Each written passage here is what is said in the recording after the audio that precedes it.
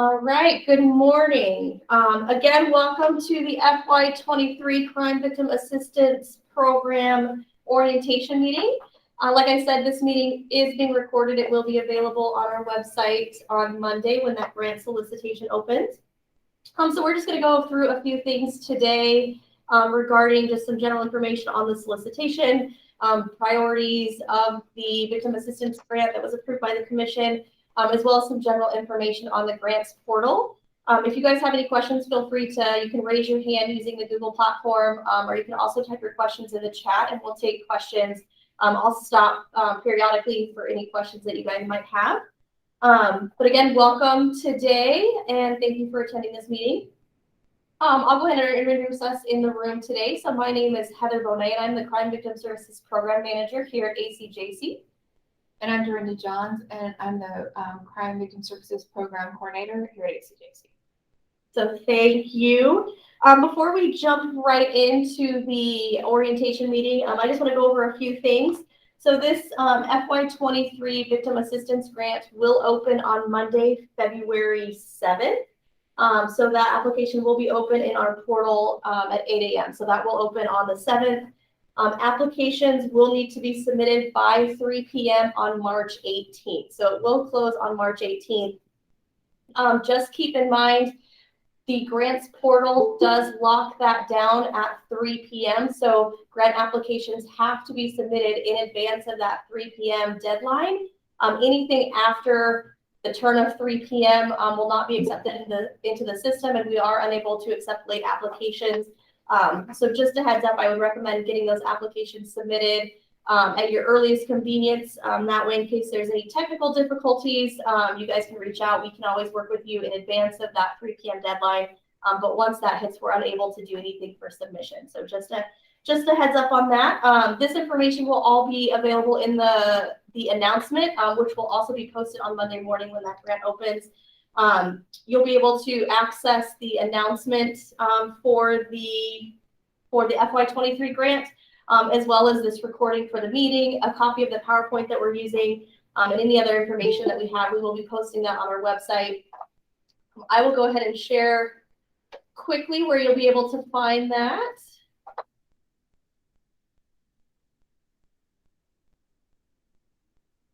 All right, so everything on Monday morning, you will be able to access that on our website. You can just go to azcjc.gov. You'll click on grants. You'll select grants available. And it will pop up everything that's open.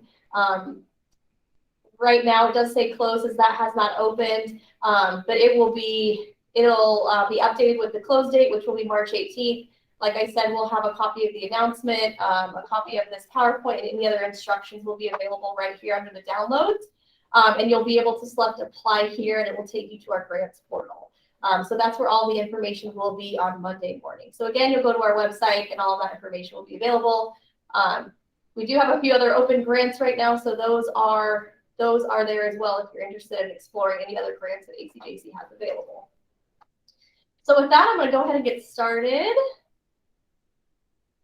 with the PowerPoint. Share my screen.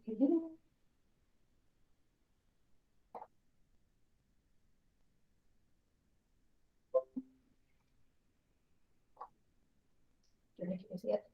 I can see it. All right. So like I said, that will open on Monday and it will close on March 18th. So jumping right in. Our Crime Victim Assistance Grant is a competitive grant process, and funds have been approved by the Commission, and that program size for the FY 2023 Victim Assistance Grant has been set at $500,000. So we do have $500,000 available to grant out through the competitive grant process for the Victim Assistance Grant. This is an increase from the last 2 fiscal years, so that is good news. So we do have the $500,000 available. Just keep in mind that these grant funds must be used to support projects that provide victim assistance directly to crime victims, or to provide training or to paid or volunteer staff to those that are directly serving crime victims. For any other details regarding eligible projects or things like that, please see the grant announcement for that detailed information. Like I said, that will be available on our website on Monday. For the FY 2023 priorities, when you submit your grant application through our grants portal, you will submit a grant application through one of the purpose areas. So when you go into the portal, there are two purpose areas. The first being those projects that are not VOCA assistance eligible. So if your project is not eligible for VOCA assistance funding, you will submit your grant project under this purpose area. At the commission meeting on January 27th, the commission did approve that projects identified as VOCA assistance ineligible for FY23 are the highest priority of projects. So again, those VOCA assistance ineligible projects do have the highest priority. As always, those projects do have to meet our victim assistance grant eligibility requirements, and those can be found in the announcement with any other additional information. And those projects must be supporting VOCA assistance ineligible activities. So if you guys have any questions on that, we can get to those here in a minute. But again, that first purpose area are those VOCA assistance ineligible projects. And again, those are the highest priority for this FY23 cycle. The second purpose area that a project can be submitted under are VOCA assistance eligible projects. So the purpose area for these applications would be for projects that are identified under DPS VOCA program rules as eligible for funding. Applications falling within this purpose area, so those VOCA assistance eligible projects, will have the lowest priority for ACJC, with all funding requests that are not VOCA eligible taking priority over this category. Again, any projects submitted under VOCA assistance eligibility, they must meet all of our program eligibility requirements. Keep in mind that if your project is VOCA assistance eligible, but you were not funded under with the DPS VOCA grant, if it's an eligible project for VOCA assistance funds, you will submit the project under this second purpose area. We do typically have VOCA reviewers that review our grant projects, so we do review each project for VOCA eligibility. So even if you submit under the first purpose area, which are those ineligible projects, we do review every one of those to make sure that it is ineligible for VOCA assistance funds. In addition to the priority of the purpose area, the commission also approved budget category prioritization, and priority will be given to projects requesting funding to support personnel services and employee-related expenses. So keep in mind that you can submit a project that includes other budget categories, but with the priority, we will address these first. They do have priority over other budget category expenses that may be submitted for a project. Keep in mind that an agency can submit multiple projects or multiple applications, but not the same project under more than one purpose area. So you cannot submit a project under both the VOCA ineligible and the VOCA eligible purpose area. So you would submit under one, not both, for the same project. Some of those project examples that we've seen under not VOCA eligible, so this again is that higher priority. Some of the projects that we've seen submitted in the past have been on-call time, typically for advocates or sexual assault nurse examiners, project staff for other staff at an agency other than those direct service providers and their supervisors. We've seen projects that support civil tort litigation, emergency financial assistance, or applicant agencies that are administering training projects. Some that we've seen or that would be considered VOCA eligible are those projects that support victim notification or personnel costs for legal advocacy or advocacy roles. Jordan, do you have anything to add to that one? To VOCA eligible? Or sorry. Well, for the not VOCA eligible, it's not like an addition, but just maybe some examples of that project staff other than direct service providers. So we have funded positions that were in more of a management role. And then also we have funded like a food service positions that didn't have direct contact with victims, but were involved in the preparation of food for those victims, things like that. For emergency financial assistance, we're looking at things that where the funding might be a direct pay to the provider, it is very difficult when it comes to other forms of emergency financial assistance to track those funds appropriately according to our rules. So we're looking at but again, that's a secondary portion. It's not the priority when it comes to personnel being priority. Yeah, keep in mind that along with the non-VOCA eligible priority, there is that budget category prioritization that are personnel costs or personnel related expenses. So that is a budget category priority. When it comes to determining the DPS VOCA assistance eligibility, as I mentioned, that is part of the scoring and review process. So we do look at that in every application and note that.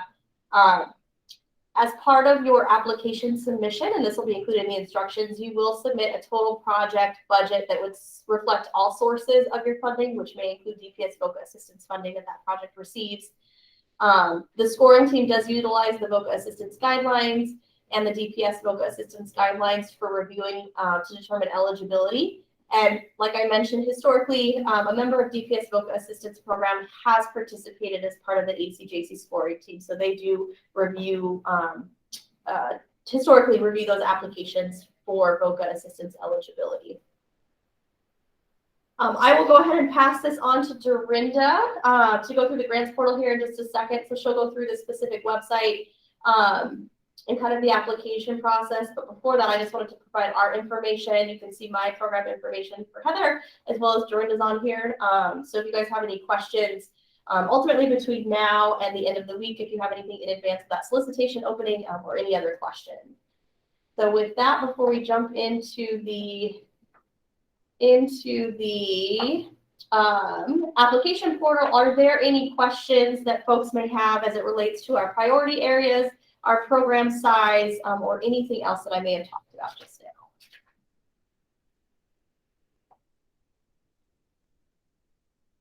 All right, I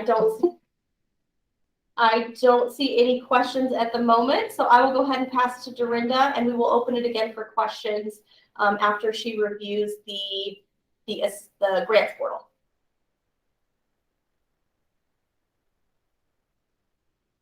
All right, so to access the grants portal, you can access it from the ACJC main webpage at azcjc.gov.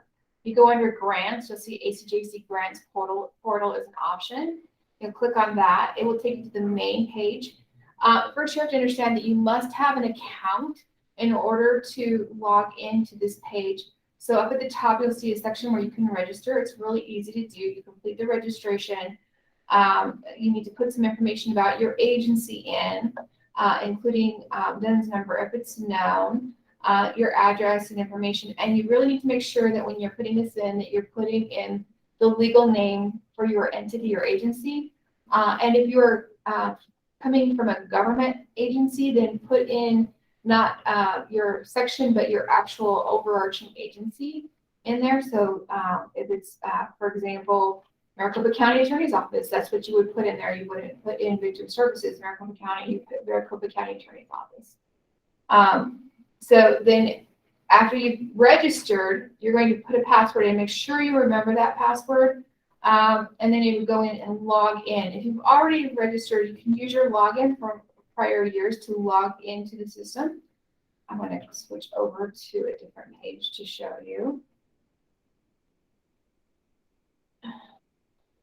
I'm going to log in from our test environment. So when you log in, you're going to go ahead and log into the site, and you will see you will have a dashboard, which will include this information. The section that you're going to be concerned with is the accessing application section. So you will click on that. And then at that point, it will give you an information about applications you have in process. So if you actually opened and started an application, it will appear at the top. And then start a new application is where there will be an opportunity for you to apply. This is the test region, so there aren't any open, but there would be a button for you to click to start a new application. Once you started that application, then it would automatically move to the top to your applications in process. And you can see there it has the program name for the application, the grant period, which would be FY23, project title that you give this application, the status of it. Is it still pending or have you already submitted? Your latest update and then the close date for the actual grant close timeframe. And so you need to make sure you're getting all of that in prior to the 3 p.m. deadline on the date that the grant closes, which is March 18th. Once you have actually submitted, it will show as submitted. And then once we have addressed it, it will show down in historical applications. So if you have submitted in the past, you should see your history of submissions for grants here in the application history section. We are asking that an agency submit 1 application per project because the system only recognizes 1 person per application.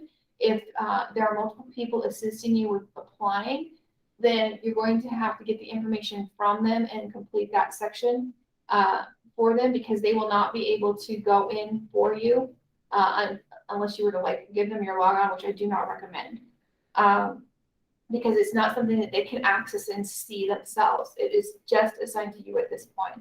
Once an application is approved and accepted and we have awarded you something, then at that point multiple people have access to the information.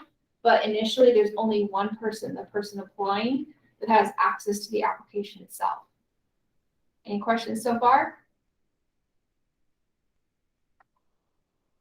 Okay. If you're on the main page of the application, you can see at the top it has manuals. Click on manuals while you're in there. You'll see all the different manuals that can help you while you're navigating, along with video tutorials. And so you'll see here that there's a grant application user manual. That one right there, I recommend that you click on.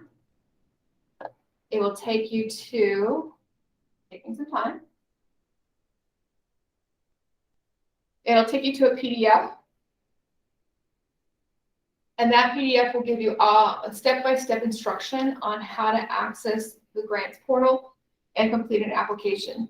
And once you are in an application, there are a set of prompts that you can access that can help you with completing that application further. So this user manual will go in detail on how to apply for a grant, the applications page, starting a grant application, and the different tabs on the application. So you'll notice here, I'm going to go to this section on the tabs. So when you get to the application page, you'll see it's edit my application. That's what you will see in the system, and you'll see a series of tabs. You will want to click on every single tab and make sure it's complete. If you see a little red minus sign, that is a required field. And if you fail to complete that field, you will not be able to submit. You must complete all of them prior to submission.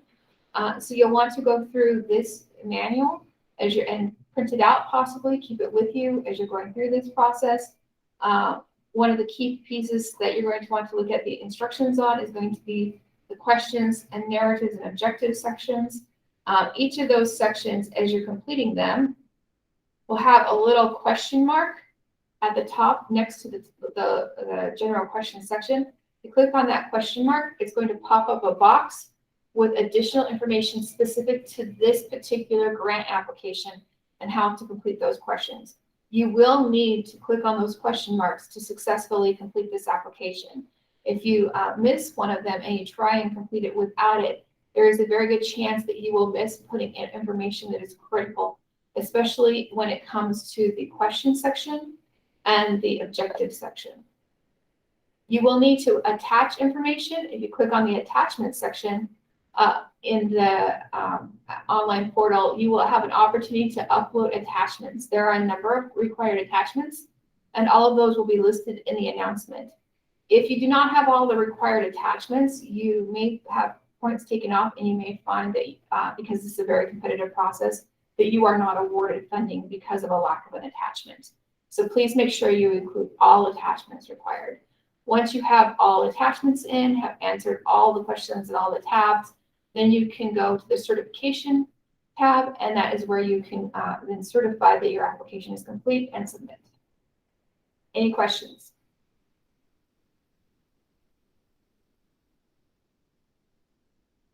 And one of the documents you are required to put, to attach is a budget that is not just the budget that you are what you're asking for from us. It's the total budget for your entire project. However you define that project. We will provide under helpful documents a budget form that you can download so that you can complete it. And it will also be on our ACJC main site so that you can download it from there as well prior to actually starting this process. And so that budget form must be there in the attachment section when you are completing this application. It has been asked, is it required to use that particular form? No, it's not. You can use your own form, but it must contain all the information that is found on the form template that we're providing. So if yours does contain all of that and possibly more, then go ahead and use your own form. That's not a problem. We just need to have a form that has everything that is on the form that it will be in the helpful document section. Are there any questions as it relates to the application submission process or accessing this information through our grants portal?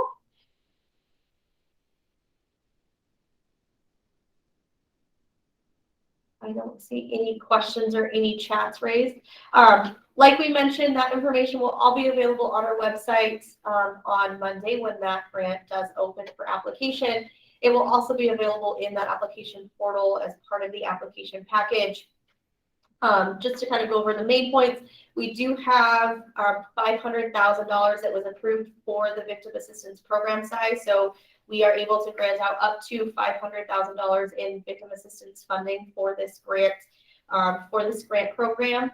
Keep in mind, and this information will be available in the announcement, there is a 20% match requirement for a project. So your ACJC requested amount will be 80% of the total, with your match making up the remaining 20% for that 100% project cost. So the information with that will be found in the announcement as well. And with that, we are open for any questions that you guys may have if it relates to the application submission, to the priority areas that have been approved by the commission, or anything else that you guys may have for us today.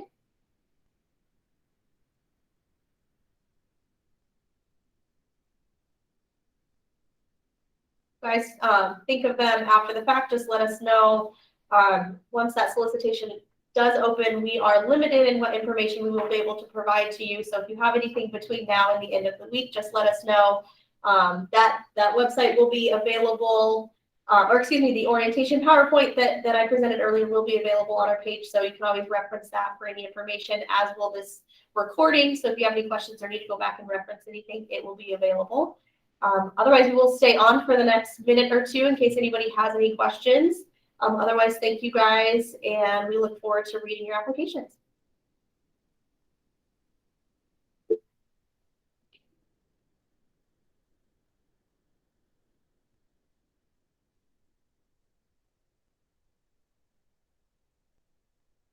Robin asked a question, when is this available? This grant application opportunity will open on Monday, February 7th, and it will close on Friday, March 18th. All applications must be received prior to 3 p.m. on March 18th, as the system does close and lock it down, and we aren't able to accept any late applications. And as in that same note, we're unable to do anything or submit an application or help you with any technical assistance after that 3 p.m. deadline. So I encourage everyone to submit early. And that way, if you experience any technical assistance or we can verify that the application was received, we can do that in advance of that deadline. So that's just, I would encourage to submit as soon as you guys are ready to submit. But that will be open on Monday.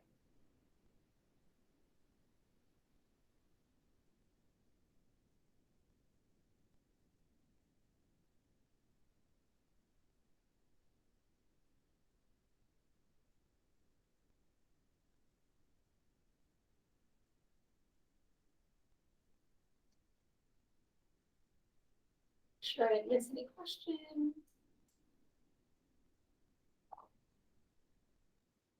All right, I will go ahead and stop recording. Thank you guys.